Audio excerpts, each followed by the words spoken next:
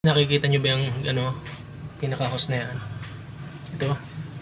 So yan, dudugsungan natin yan ng hose. Kasi nagiging sanhiya na pagka nabubulok to ng kalawang. Laging napapatakan ng drain niya ng aircon. So nasisira agad to kinakalawang. So gagawin natin, dudugsungan natin yan papunta dito sa baba. Ito sa pulas na to. Para hindi to mabulok kaya nakalawang.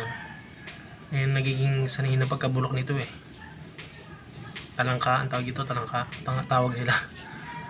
So pag nilagyan natin ng hose yan, simula dito, dudugsungan natin yung flexible hose pumunta dito sa butas na yan. So hindi na mapapatakan to, hindi na siya kakalabangin, iwas kalawang. So yun, DIY natin yan guys.